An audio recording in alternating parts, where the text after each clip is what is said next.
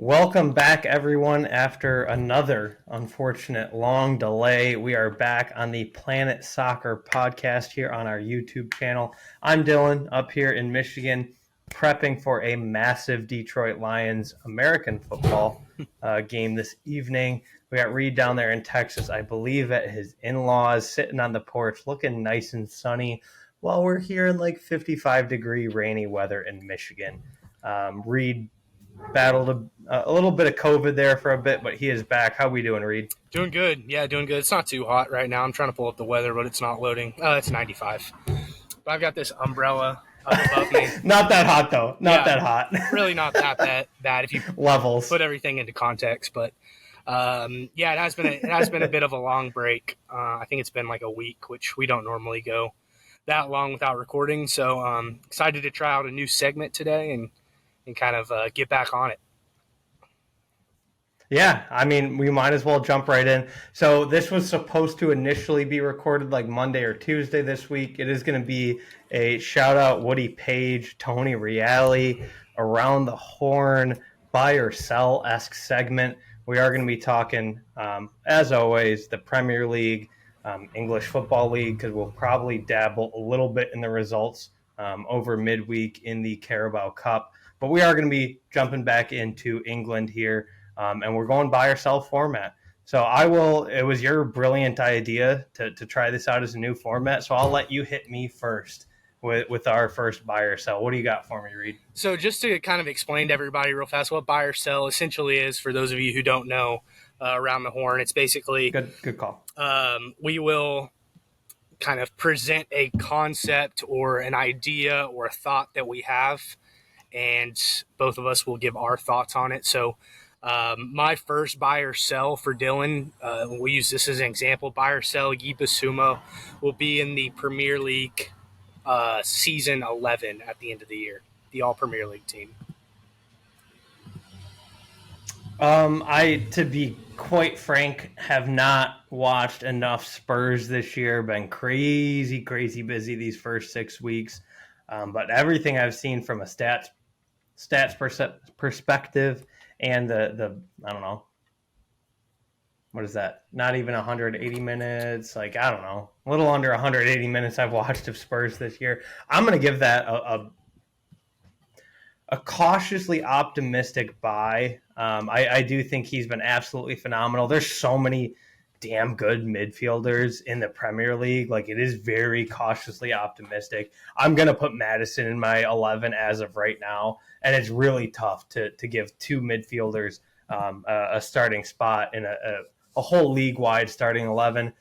So I'm going to give it a cautiously optimistic buy for now because he has been phenomenal, but this is much more your thought and your kind of process. So I'll let you kind of work through it. I will say cautiously optimistic buy, but with the caveat that I'm going to really struggle to put two midfielders on the same team in the starting 11 if Spurs don't manage to finish second, which at this point seems very plausible. But it is, at the end of the day, no offense, still Spurs. So I expect a little regression to the mean here at some point. But as we stand right now, I'll give it a cautiously optimistic buy.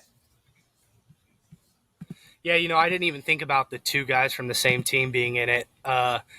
If I were to give the odds right now, or if I were to lean one way or another, it probably would be Maddison over Bissouma. So I might have to rethink that. I'm going to give it a buy, though, and kind of what you were saying. I think if Spurs finish kind of top of their potential for this year, what we've seen so far, I don't see any reason why Bissouma can't be in there. I think he got so many plaudits after the Arsenal game. Not that he was an unknown player by any means, but after last year, he kind of just needed to reintroduce himself to the media, to the fans, to the league, and I think he absolutely did that. So I'm going to say buy right now, even with thinking that Maddison might be in there too. Yeah, and that's where it's tough for me because, like, right now, Szoboszlai is like a surefire midfielding starting 11 in the Prem so far this season. So to have one Liverpool and two Spurs and nobody from United, nobody from City. I hate Bruno Fernandes, but like we have to give him his credit. Yeah. Nobody from United, nobody from City, nobody from Arsenal, nobody from Newcastle. Like nobody from Brighton. It is kind of a tough sell to have two Spurs guys, but so far this season, Bissouma's been phenomenal. So I don't hate the shout. The only reason I would be very cautious on it is I would put Maddison ahead of him right now, and having two guys in the same midfield is going to be tough. But I'm going to hit you with one. You went a little close to home with your first, so I'm going to go a little close to home to my first buy or sell. Newcastle United will finish in a Champions League spot come end of season. With the caveat, remember, there's likely, almost guaranteed, but we'll go with likely for now, 5 spots up for grabs in the Premier League. Newcastle coming off multiple, I think now 4 straight clean sheets, one against AC Milan and one against City. So I'm very, very optimistic on the Newcastle outlook moving forward, considering how slow of a start we had. But I think Newcastle will slide in. So I'm going to give Newcastle a bye to a Champions League spot. But I'm kind of curious on where you're at with how thick it is at the top of the table right now. I will buy it if 5th is a Champions League spot. I'm going to put y'all finishing at 5th. Yeah. So if that 5th spot gets Champions League, then I'll buy it. If not, I'm going to sell it. I think you guys are 1 or 2 injuries away from not a bleak outlook, but a much bleaker outlook that you'll have to deal with. But Spurs also have to deal with Bissouma, who we just talked about going to AFCON, and lots of teams will deal with things, but they're also going to get Bentancur back. So I think Newcastle, especially injuries in certain spots, could be a little iffy. And I think Eddie Howe, in kind of a reverse fashion, is figuring out how to play his youngsters and how to play his team in different formations together with different partnerships. You guys looked terrible in the first half versus City yesterday, a lot better in the second half. And I think a lot of those subs coming on obviously helped. But the first half kind of gave you a glimpse of maybe if you have 1 or 2 injuries in the midfield, which y'all have had Joe Linton down. Depth but questions, I think that 5th and Willock. Willock. I think 5th is a good spot for y'all. So if that gets you Champions League, then I'll go for it. Yeah, for me with Newcastle, the reason I'm buy on that, again, I think it is very strongly likely we finish at 4th at the absolute highest at this point. I do think Liverpool has looked phenomenal. Spurs has looked phenomenal. City is City. So I think it is kind of fighting for that 4th or 5th with the Arsenals, the Brightons of the world. And I'm really oddly confident in our depth through 4 competitions. I mean, it didn't look super great against City early, but we're able to bring on those subs in the second half. Bruno played arguably one of his top 3 games he's ever played at Newcastle, coming on as a sub in that second half against City, and looked phenomenal. Everybody did against Sheffield over the weekend. 8 goals. Newcastle has more goals in one game, I saw this, albeit an outlier. More goals in one game than 11 teams in all of the Premier League all season. So it's really tough for me to be like, Including Chelsea. I don't know if we can score enough. Including Chelsea. And Man United. Yeah. Including Chelsea and Man United, which we love to rag on a little bit. So I'm going to give it a buy. It is probably a bit of a homer buy, but the fact that we're sitting 8th or 9th right now, 2 or 3 points out of that 5th spot, or 3 or 4 points, I should say, out of that 5th spot, without Joe Linton, who was a massive impact against City, without Willock, I do think we get deeper in the midfield. My biggest question mark, obviously, moving forward, I've been preaching it all year, is the backline depth. Tino Livramento looked phenomenal, but the center back depth is certainly a question.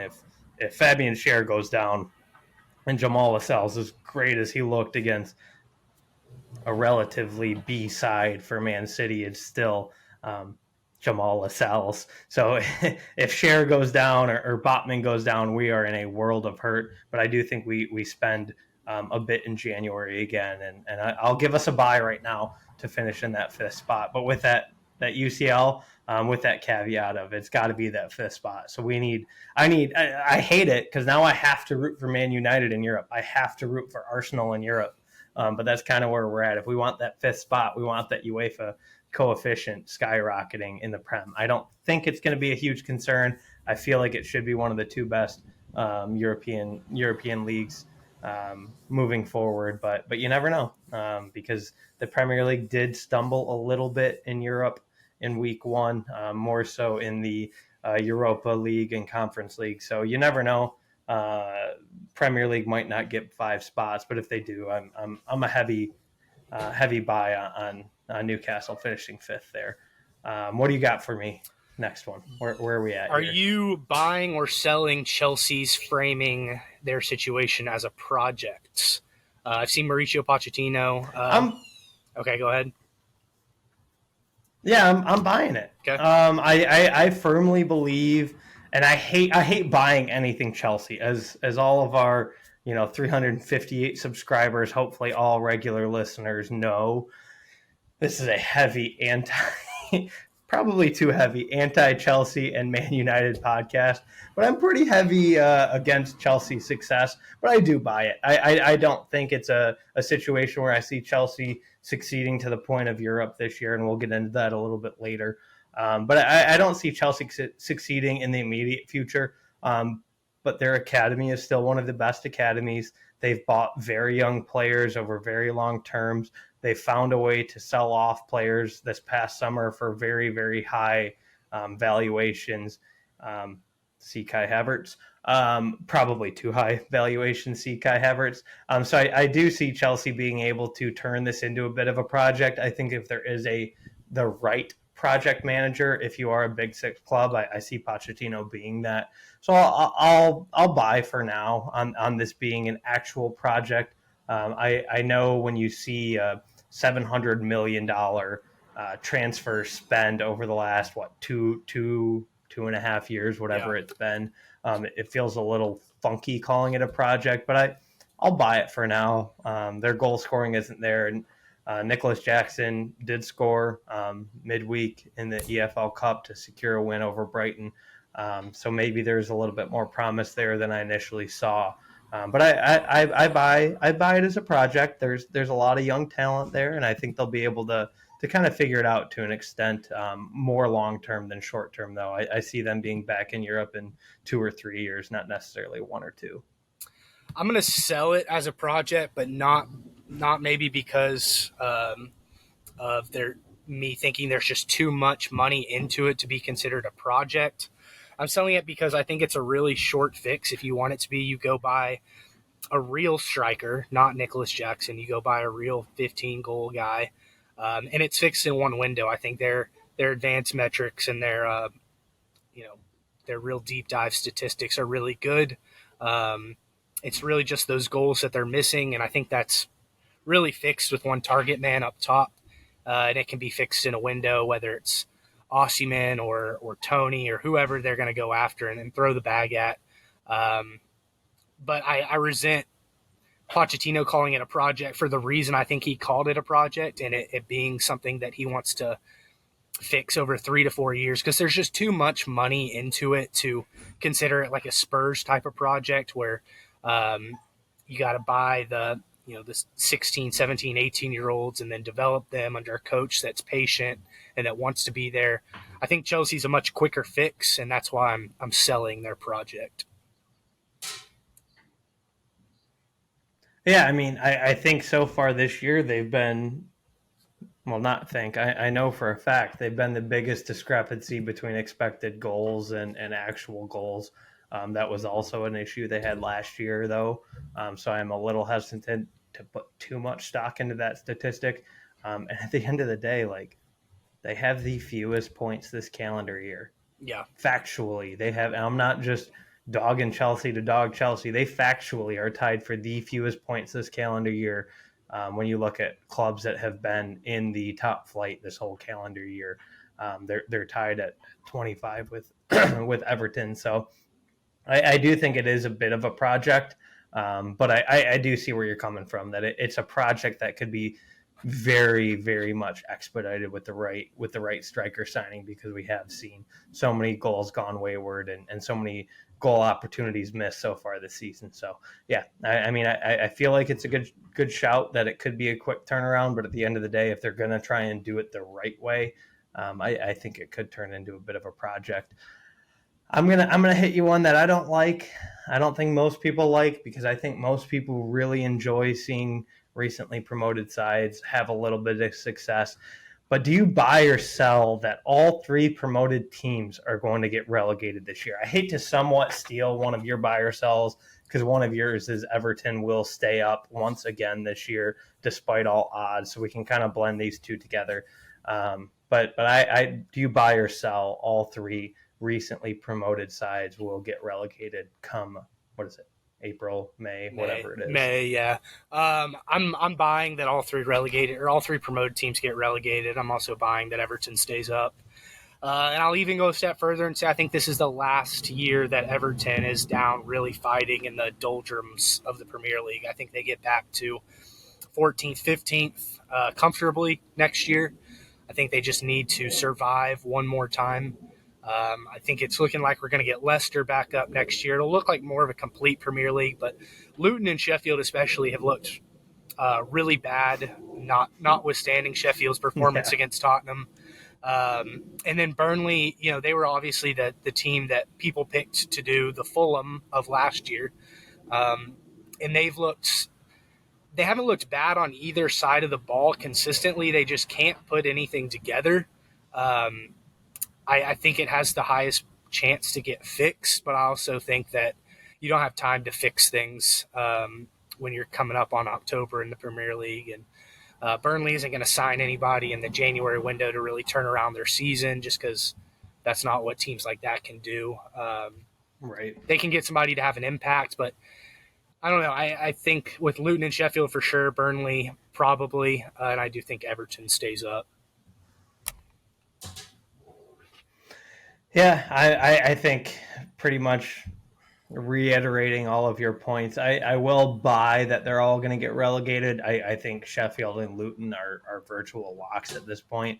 I think Burnley does have a chance, only less so because of what Burnley is and more so because of what Wolves and Everton are. I think between those three sides, they're three sides that in most facets of the game, they look fairly sound. It's just lacking that goal scoring. And you said that when I had Wolves finishing 13th or 14th was the question mark on the goals. Obviously, since I made that prediction, they sold off one of their premier goal creating, goal scoring threats. So I think that severely handicaps Wolves moving forward as a team to survive. But end of the day, it's like I just haven't seen enough from Burnley. I wanted to see it from Burnley. Yeah, I grew up somewhat as a City fan, so I'm kind of rooting now for Burnley with their current manager to survive. But yeah, I mean, it's going to be really tough for them to survive passing Wolves or Everton. I think Everton, with the recent influx of cash, they have had a Liverpool also similarly just had I don't know, an equity firm come in and inject some money into them, and I think it will likely be enough to keep them up. I think Everton, hot take, I think Everton could maybe, with the extra money, throw a bag at Ivan Toney. It doesn't make a ton of sense for Toney, but like I could see them throwing a bag at him in January and say, hey, here's a 6-month contract. Keep us up. We'll pay you stupid wages, and then you can go wherever the hell you want. And I just don't see a side like Burnley having the capacity to do anything like that. And not necessarily that it'll be Ivan Toney, but more so that Everton will have the money to throw at a striker to solve some of those goal scoring problems should they wish in January. And I just don't see that being the case with those three recently promoted sides. Yeah, it's looking pretty bleak for them.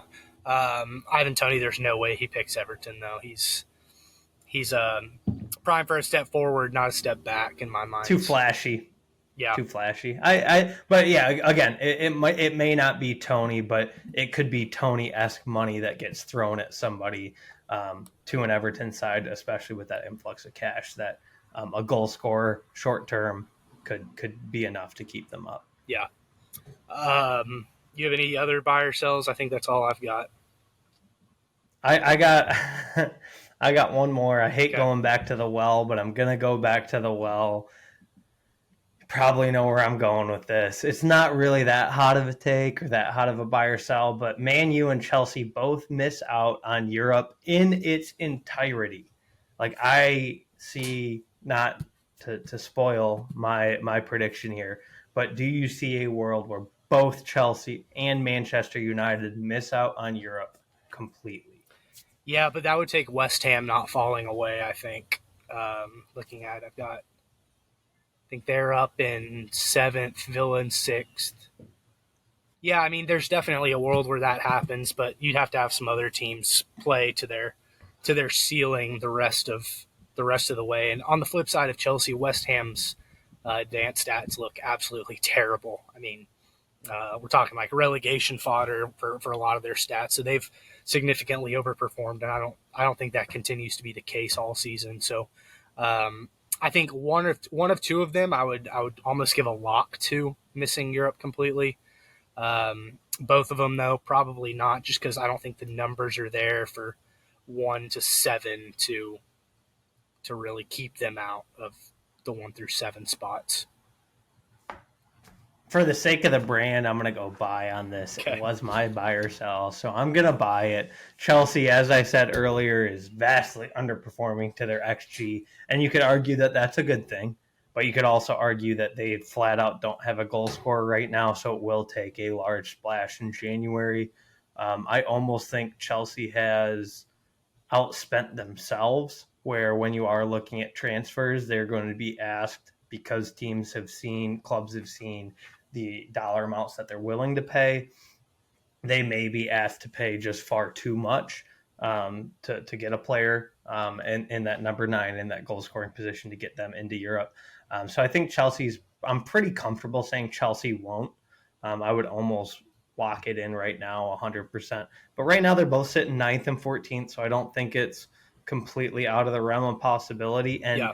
let's be honest, Man U's a dumpster fire between the Ten Hag and Sancho drama and the Anthony drama, between their fans being absolute buffoons talking about wanting to murder their owner, albeit the owner that has spent the second most in the Premier League over the past 3 seasons. I don't know. Like I'll buy it partially for the sake of the pod, but I just think Man United is such a dumpster fire between the ownership. Ten Hag, who we both firmly believed when he was hired was the perfect answer for them. It almost seems like he's gotten a little too big for his britches, is a little bit too forceful, and the fan base turmoil, the ownership turmoil. I'm willing to go out on a limb and say Man U finish outside of the top. What would it be? 8 if you work the 5? Yeah, finish outside of the top 8. I would not be completely surprised. As a Newcastle fan, I was super, in a weird way, with so many lesser clubs in the EFL Cup draw. I was kind of pumped to pull United. Like, all right, let's do it again. Yeah. Let's go at some Manchester clubs once again. We just beat City. Why not United? So I could be a little jaded in my overzealousness about our draw and trying to like talk myself into Man United not being a formidable opponent right now. But I think there's a lot of question marks between Sancho, Anthony, Martinez. I mean, Johnny Evans just won the man of the match. He hasn't played in the Premier League in 5+ years, Yeah. and he just won man of the match for them over the weekend. And like that's just not the Man United of old. So I'm, sake of the pod and sake of sticking to what I'm known for to our listeners, I'm going to go buy. They're both going to miss Europe, and I will relish in every little bit of it. I will be an obnoxious, unsufferable asshole if they both miss and Newcastle manage to finish in the top 5. You probably should unfollow me if you're not a Newcastle fan this summer if that happens, because I will be absolutely insufferable. But I do see a world where they both miss out on Europe and inject it all into my veins at that point. That would be wild. Unprecedented, probably. Yeah, I honestly, it's my buy or sell. I probably should have done some research on when both of them last missed out on Europe. I didn't. I'm a poor podcast host in that respect, I guess. But yeah, I would love drop it in the comments for you, Man United and Chelsea fans that think we're crazy. When was the last time that happened? Because honestly, I don't know. I didn't look it up. I wish I would have, because that would have been a fantastic stat. Yeah. It's probably been multiple decades since it happened, but I think this is the best chance out of any to see it actually happen. Yeah, I agree. Anything else for this episode? No, that's all I got. So we appreciate you guys listening. Appreciate Reed recording from his in-laws' backyard porch under the umbrella, bearing the outdoor Texas heat that is 95 degrees. I was there at 105 a couple weeks ago, and it was unbearable.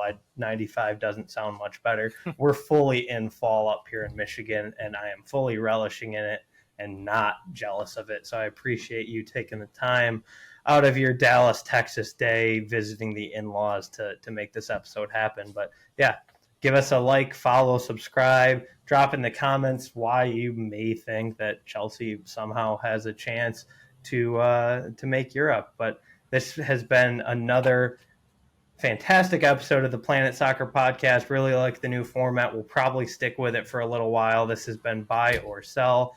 I am your co-host, Dylan, up here in Michigan. That is Reed. Thank you. Don't forget to like, subscribe, follow, share, all of that good stuff. And we will see you in a few short days.